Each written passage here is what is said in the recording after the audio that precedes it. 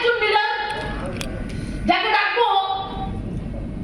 প্রচুর লিডার আমাদের টিমে আছে, প্রচুর আপকামিং লিডার আগামী দিনে আমাদের টিমে আসতে চলেছে। সবারই বিজনেসে কিছু না কিছু কন্ট্রিবিউশন থাকে, কিছু তারা আলাদা করে, যার জন্য তারা স্টেজে আসতে পারে, যার জন্য তারা একবার হয় বা লিডার হতে পারে। Yes or no? তো এইরকমই আরেকটা সাবমিটেড লিডারকে আমি ডাকতে চলেছি। যেদিন থেকে বিজনেসে তার সঙ্গে আমার কানেকশন শুরু হয়েছে, আমার থেকে ডাইরেকশন যা চালু করেছে, আমি দেখেছি প্রচন্ড লেভেলে সিনিয়রদের রেসপেক্ট করে। সিনিয়রদের যে লেভেলে রেসপেক্ট করতে হয়, যদি শিখতে হয়, তার একটা এক্সাম্পল যেই ছেলেটাকে আমি এবার ডাকবো নেক্সট। এই অ্যাটিটিউডটা সবার মধ্যে থাকে না। সিনিয়র রেসপেক্ট, প্রচুর লেভেলে সিনিয়র রেসপেক্ট করে, প্রচুর সাবমিটেড, প্লাস বিজনেসটাকে ফার্স্ট প্রায়োরিটিতে অল টাইম রাখার চেষ্টা করে। হয় না, আমরা মাঝে মাঝে বাড়িতে কালী পুজো, দুর্গা পুজো, মা হসপিটালে ভর্তি, এখন আমাকে ফোন করলো যে দিদি মা না হসপিটালে ভর্তি আছে, অপারেশন হবে, টিউমার হয়েছে, একটা বড় সাইজের টিউমার হয়েছে পেটে। ও গেল হসপিটালে, দেখলো, ফটাফট বাড়ি চলে এলো, বাড়ি থেকে চলে এলো। কিন্তু ওর জায়গায় এরকম অনেক অ্যাসোসিয়েট বা সিনিয়র কি করে, এই রকম এক্সকিউজে 10 দিন 15 দিন গিয়ে বাড়িতে কাটিয়ে আসে। হয় কি হয় না? তাহলে বুঝতে হবে। কিন্তু আজকে দিনে কাজে আমি যাকে ডাকতে চলেছি, কেন তাকে লিডার বলছি? লিডারের পরিচয় হলো স্মার্ট ভ্যালুকে প্রথম প্রায়োরিটিতে রাখা। আওয়াজটা পেলাম না সবার থেকে? সেই রকম একটা লিডার কাজকে আমি ডাকতে চলেছি যে স্মার্ট ভ্যালুকে তার লাইফে ফার্স্ট প্রায়োরিটিতে রাখে, সিনিয়রকে হিউজ রেসপেক্ট করে, সিনিয়রদের প্রতি সাবমিটেড, সিস্টেমটাকে ভালোবাসে। আমাদের অ্যাসোসিয়েশনে আমরা যতজন মিলে আড্ডা মারি, অল টাইম আমাদের আড্ডা হয়। সেই আড্ডার মধ্যে সবথেকে যদি সিনিয়র সিটিজেন কে হয়, সে বয়সে বড়। সেকেন্ড জিনিস, এবার যাদের বয়স তাদের বেশি হয়, তাদের ইগো বেশি হয়। আমি বয়স্ক, আমি সিনিয়র। কিন্তু ওই পার্সনটাকে দেখেছি আমাদের অ্যাসোসিয়েশনের প্রত্যেকটা মানুষ সবাই মিলে ওর সাথে মজা করে, সবাই মজা করে, কিন্তু কোনোদিনও ইগো দেখায় না, মজা মজার মতো করেই নেয়। কিন্তু অনেকেই আছে মজাটাকে ইগোতে নিয়ে নেয়, কিন্তু সে মজাটাকে মজার মতো করেই নেয়। এটাও একটা বড় অ্যাটিটিউড যে ইগো নেই বয়সে সিনিয়র হওয়ার পরে। তার মানে এরকম অনেক কোয়ালিটি একটা মানুষের মধ্যে থাকে, দ্যাটস ওয়াই একটা মানুষ ওই সিট ছেড়ে এই সিটে আসতে পারে। তো শুনতে চাই এরকম একটা লিডারের মুখ থেকে কিছু কথা। শুনতে চাই।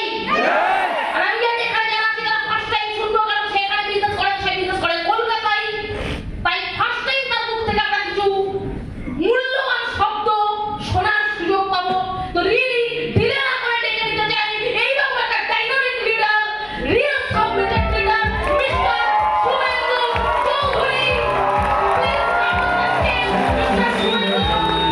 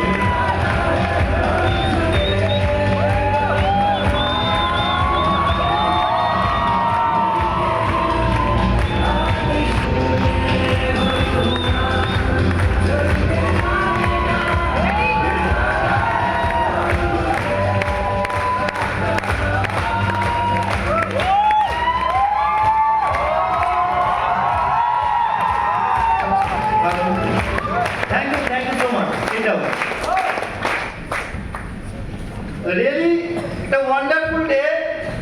আর একটু আগে আমাদের সকলের প্রিয় দিদি এত কিছু বলে গেল, রিয়েলি এত কিছু জানি যোগ্য বা এত কিছু যে পাওয়ার যোগ্য আমি রিয়েলি আমি এটাকে আশা করিনি বা এটার যোগ্যও না।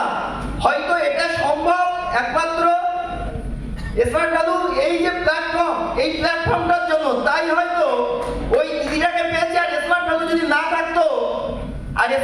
যদি না থাকতো, না হয়তো আমি দিদিকে পেতাম, না হয়তো আমি এখানে আসতে পারতাম, না হয়তো এই দিনটা কখনো আমার লাইফে আসতো, হ্যাঁ কি না? তো রিয়েলি সকালে সকালে দাদার সঙ্গে কথা বলছিলাম, যে বলছিলাম দাদা ফার্স্ট টাইম শিলিগুড়ি যাচ্ছি, কি বলবো জানি না, রিয়েলি ব্ল্যাঙ্ক আউট। হয়তো বিজনেসটা করছি অনেকদিন ধরে, কিন্তু রিয়েলি হঠাৎ করে যেন মনে হচ্ছে পুরো ব্ল্যাঙ্ক আউট, কি বলবো কিছুই জানি না। কারণ তখন দাদা একটা কথা বললো, বলছে তুমি তোমার বাড়িতে সব থেকে কাকে বেশি ভালোবাসো, কাকে?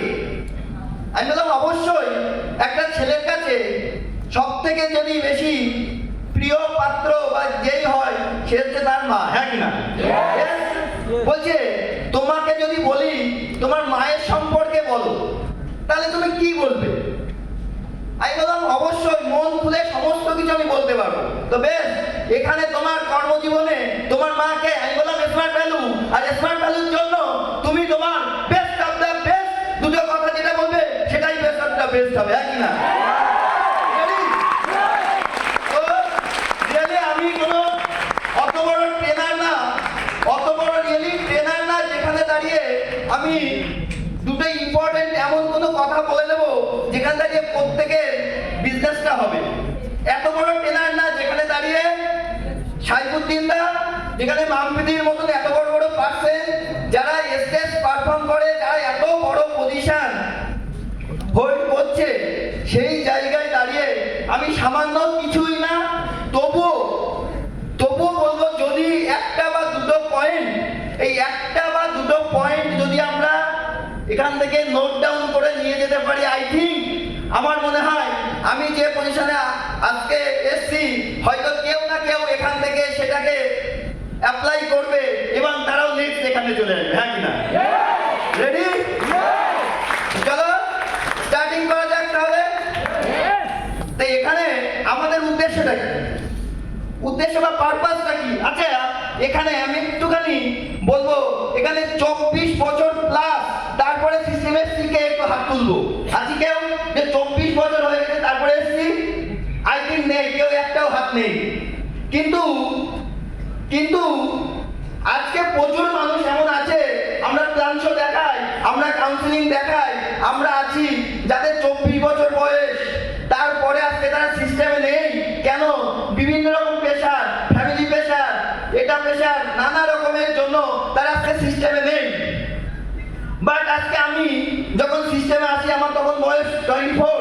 এই যে একটু আগে ম্যাম কি বলছিল যে সিনিয়র, রিয়েলি সিনিয়র সিটিজেন, হ্যাঁ কিনা? ইয়েস, আমি প্রাউড ফিল করি যে আমি আজকে ওই এজে আসার পরেও আজকাল সিনিয়রদের সহযোগিতায় আজকে আমি সিস্টেমে টিকে আছি, আর আজকের এই পজিশনটা হোল্ড করছি বিকজ অফ স্মার্ট ভ্যালু আর বিকজ অফ ওই সিনিয়র, হ্যাঁ কিনা? তার জন্য ফিক্স না করে যাওয়া উচিত, হ্যাঁ কিনা? আমার এটা কখনো মনে হয়নি যে আমার বয়সটা বেশি হয়ে যাচ্ছে, আমার বয়সটা বেশি হয়ে যাচ্ছে, আমাকে আরো তাড়াতাড়ি আসা উচিত ছিল, এটা কখনো আমার ফিল হয়নি। আজকে প্রচুর ছেলে মেয়ে 18, 19, 20 সিস্টেমে যে আসে, বয়সে আসার পরে তারা কি ভাবে, 2 মাস কিছু হচ্ছে না তো, 3 মাসে কিছু হচ্ছে না তো, 6 মাসে কিছু হচ্ছে না তো, তারা বেরিয়ে যায়, তারা চলে যায়। কবে হবে দিদি, কবে হবে দাদা, জানে না। কিন্তু তুমি ভেবে দেখো, তোমার বয়স 18, আমার বয়স 24। একজন বাবা মা যদি এক্সপেক্ট করে, কার কাছে করবে? একটা 18 বছর বয়সী ছেলেকে নাকি 24 বছর বয়সী ছেলেটাকে? যে ইনকাম কে দেবে আগে? অবশ্যই 24। কিন্তু ওটা কখনো আমি মাথায় রাখিনি। আমি জানতাম, আমি বুঝে গিয়েছিলাম টাইম কম্পাউন্ডিং সায়েন্সটা কি, আর টাইম কম্পাউন্ডিং সায়েন্সটা বুঝে যাওয়াতে আমি জাস্ট সিনিয়রদের হাতটা ধরে নিয়েছিলাম। তাই হয়তো আজকে সিনিয়রদের সাথে সাথে এই স্টেজটা আমার জন্য অপেক্ষা করছিল, হ্যাঁ কিনা? তো আমরা তো এসে যাই, আমরা অনেকে চলে এসেছি, জেনে হোক না জেনে হোক, আমরা কোথাও না কোথাও চলে তো এসেছি। আর এই চলে আসার পরে আমাদের একটা উদ্দেশ্য কি থাকে? এই যে একটু আগে সাইফুদ্দিন দা বা মামপিদি বলছিল যে আমরা কারা, বলছে আমরা উইনার। বা আমরা অ্যাচিভার, হ্যাঁ কি না? আমরা কারা? আমরা উইনার বা অ্যাচিভার। বলছে উইনার বা অ্যাচিভার থেকে আমাকে কি হতে হবে? বলছে আমাকে লিডার হতে হবে, হ্যাঁ কি না? রাইট? পারবো আমরা লিডার হতে? পারবো? পারবো? পারবো যদি আমরা লিডারের মানেটা জানি। আমরা শুধু বলবো যে আমরা লিডার হতে চাই, আমরা লিডার হতে পারবো না যদি আমরা না জানি লিডারের মিনিং কি আছে। জানি? জানি নাকি বলে দেবো একবার? বলছে লিডার, বলছে লিডারের ফার্স্ট যেটা গুণ থাকা উচিত, L for learning attitude. Yes? আছে? প্রত্যেকের মধ্যে লার্নিং অ্যাটিটিউড আছে? পারবো শিখতে? যে কোনো ভাবে যে কোনো সময়ে কোন রকম মাথা না খাটিয়ে, কোন রকম মাথা না খাটিয়ে সিনিয়রদের থেকে জুনিয়রদের থেকে যেখান থেকে তোমার যদি মনে হচ্ছে এটা তোমার শেখার দরকার আছে, তোমার বিজনেসের জন্য তোমার শেখার প্রয়োজন আছে, শিখতে পারবো? পারবো? তাহলে তুমি লিডারের ফার্স্ট স্টেপ এগিয়ে গেলে। সেকেন্ড বলছে ই ফর কি? বলছে তোমার লার্নিং অ্যাটিটিউড আছে বাট তোমার মধ্যে এনার্জি নেই, তুমি নেতিয়ে চলো, ঘুমিয়ে চলো, হবে না। তোমার মধ্যে এনার্জিটা সব সময় কাজ করতে হবে। পারবো এনার্জি ধরে রাখতে? পারবো? নেক্সট ই ফর এনার্জি, তারপরে কি? A for. আজকে মানুষ তোমাকে চিনবে। কেন চিনবে? আজকে ঘোষ ব্রাদার্স টিমে, আজকে ঘোষ ব্রাদার্স টিমে সব থেকে টপ অ্যাচিভারদের মধ্যে লেডি অ্যাচিভার কে? মিস মাম্পি সরকার। Yes? মাম্পি সরকার আজকে এই টপ পজিশন। আজকে কেন চেনে মানুষ? বিকজ অফ তার পিন। অবশ্যই তার অ্যাচিভার হতে হবে। তার কারণ এই রিসেন্ট কদিন আগে দাদার সঙ্গে কথা বলছিলাম। দাদা বলছে তুমি কি চাও? একজন আমার সঙ্গে বলছিল না, একজন পাশের একজনের সঙ্গে কথা বলছে, বলছে তুমি কি চাও? বলছে নাম ফেম না পিন। কেউ বলছে নাম ফেম, কেউ বলছে পিন। বলছে তোমার লাইফে যদি একবার পিন চলে আসে তারপরে বাই প্রোডাক্ট নাম ফেম ওটা অটোমেটিকলি চলে আসবে, হ্যাঁ কি না? তার মানে আমাদেরকে কি হতে হবে? অ্যাচিভার। তাহলে লিডারের একটা বড় গুণ, সে কিন্তু অ্যাচিভার। পারবো অ্যাচিভার হতে? তারপরে ডি ফর কি? বলছে ড্রিম। আজকে ম্যাক্সিমাম মানুষ যারা আজকে স্মার্ট ভ্যালু থেকে ছেড়ে চলে যায় তার সব থেকে বড় কারণ হচ্ছে তাদের মধ্যে ড্রিম দেখার মানসিকতা নেই। আজকে আমি যখন সিস্টেমে আসি, যখন আমি ভাবি যে আমাকে কিছু করতে হবে, তখন আমি কি ভাবতাম? আমি বিএসসি গ্রাজুয়েট। আমি ভেবেছিলাম আমি তো পড়াশোনা জানি, যে করে হোক বাইরের মার্কেট থেকে 30-40 হাজার টাকা ইনকাম করে নেব।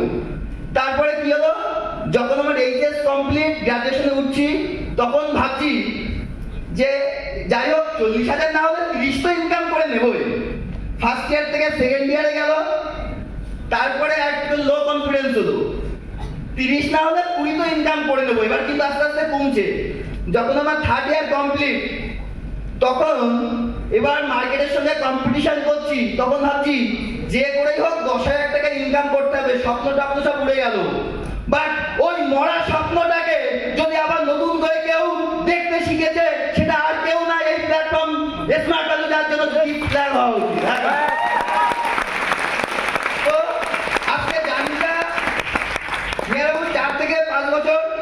আজকে যখন প্রথম স্টার্টিং করেছিলাম, আমরা যেমন রুমে আসি, আমিও প্রথম রুমে এসেছিলাম, আর প্রথম রিয়েলি তা না বললেই নয়।